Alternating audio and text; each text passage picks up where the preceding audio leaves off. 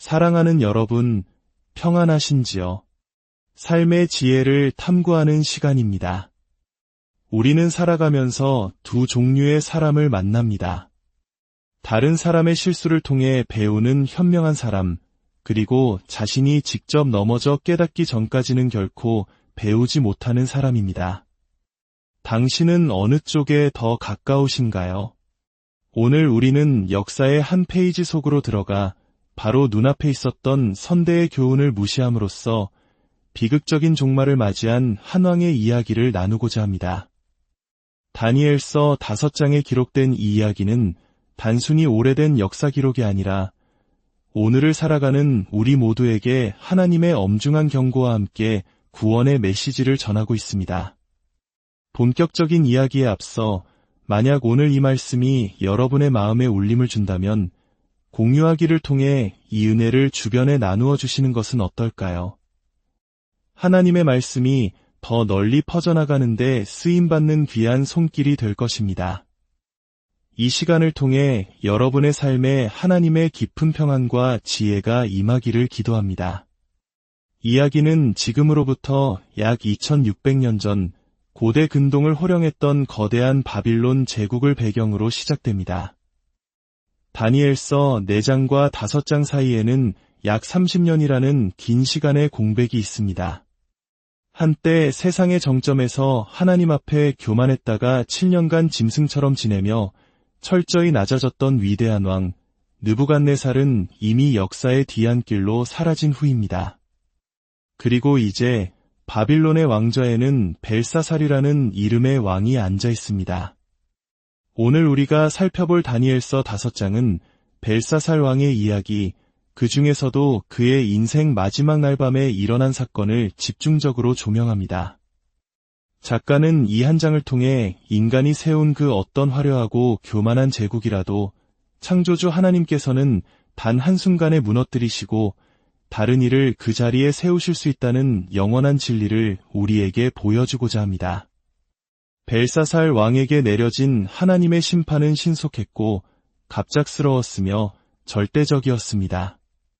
자, 이제 그 운명의 밤, 바빌론 왕궁의 연회장으로 들어가 보겠습니다. 1절을 보면 벨사살 왕은 1000명이나 되는 귀족들을 불러 모아 거대한 잔치를 벌입니다.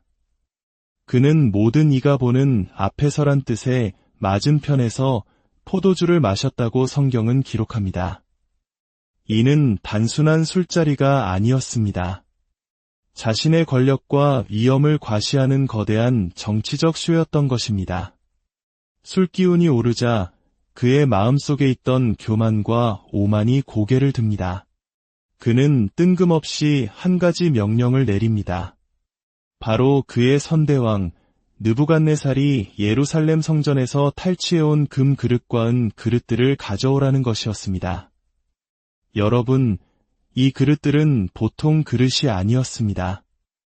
이스라엘 백성에게 그것은 단순히 값비싼 기물이 아니었습니다. 그것은 아브라함과 이삭과 야곱의 하나님, 살아계신 하나님의 임재와 권능을 상징하는 거룩한 성물이었습니다. 학자들에 따르면 그 수가 무려 5400개에 달했다고 합니다. 벨사살은 그 신성한 그릇들을 가져와 왕 자신과 귀족들, 그리고 왕후와 후궁들이 술을 따라 마시게 합니다. 이것은 단순한 실수가 아니었습니다. 이것은 하나님을 향한 정면 도전이었습니다. 그들의 만행은 여기서 그치지 않습니다. 4절을 보십시오. 그들은 하나님의 성물의 술을 따라 마시며 이제는 보지도 듣지도 말하지도 못하는 금, 은, 구리, 새, 나무, 돌로 만든 우상들을 찬양하기 시작합니다. 이 짧은 장면 속에 우리는 죄의 3가지 모습을 똑똑히 볼 수 있습니다. 첫째는 자신의 영광을 드러내려는 교만, 둘째는 거룩한 것을 더럽히는 신성모독, 그리고 셋째는 창조주 하나님 대신 피조물을 숭배하는 우상숭배입니다. 벨사살 왕은 사실상 자신의 백성들을 이끌고 이렇게 외치고 있었던 것입니다. 보아라, 이것이 우리가 너희의 하나님을 대하는 방식이다. 너희의 신은 우리에게 아무것도 아니다. 사랑하는 여러분, 시대는 변했지만 인간의 본질은 크게 달라지지 않았습니다. 오늘날에도 수많은 사람들이 자신의 성공과 업적을 자랑하는 화려한 파티를 열지만 정작 자신의 호흡을 그 손에 쥐고 계신 창조주 하나님을 깨닫지 못합니다. 바로 그 순간 왕이 벌이던 교만의 축제는 순식간에 공포의 현장으로 바뀝니다. 연회장 벽의 석회 위에 사람의 손가락들이 나타나 글씨를 쓰기 시작한 것입니다. 환하게 켜진 촛대 옆으로 기이한 손가락이 나타나 무언가를 기록하는 장면을 상상해 보십시오. 그토록 의기양양하던 왕의 얼굴빛이 순식간에 변합니다. 6절은 그의 상태를 아주 생생하게 묘사합니다. 얼굴빛이 변하고 생각이 번민하여 넓적다리 마디가 녹는 듯하고 그의 무릎이 서로 부딪혔다고 말입니다.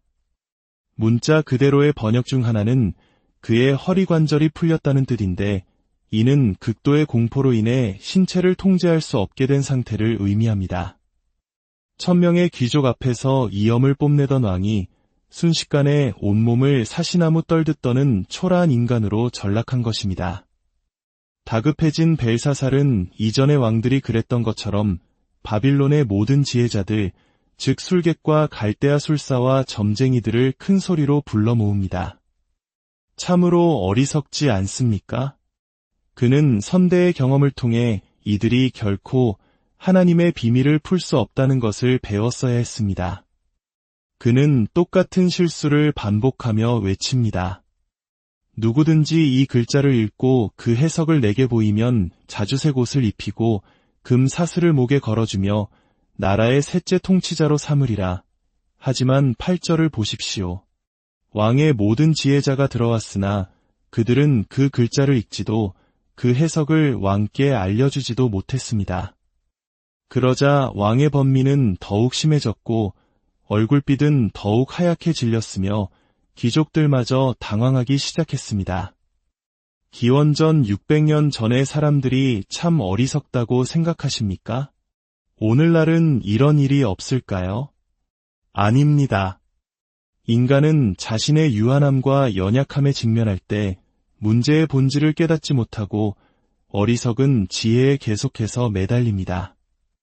이미 텅 비어버린 우물을 알면서도 그곳에 가면 갈증을 해결해줄 무언가가 있을 것이라 착각하며 계속해서 찾아가는 것과 같습니다.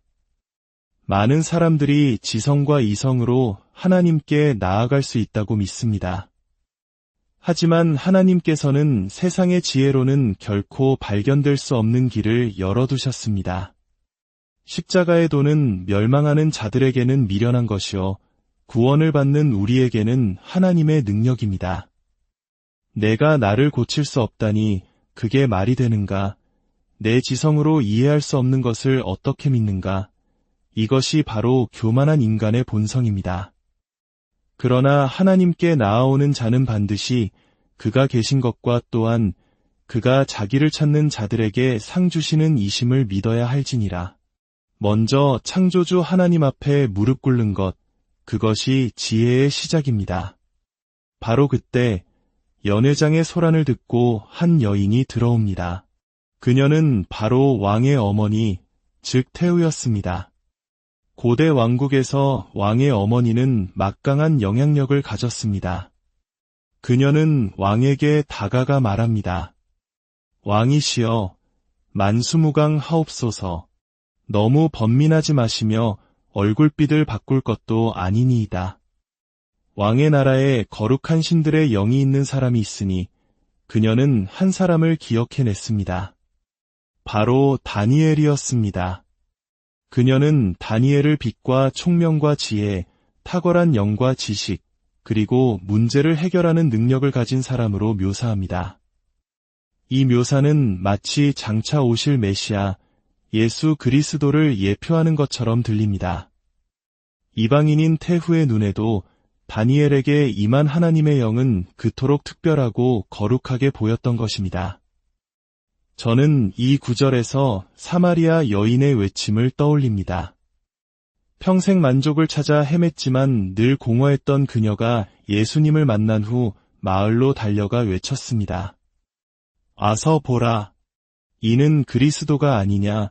사랑하는 여러분, 오늘 이 시간 여러분께도 선포하고 싶습니다.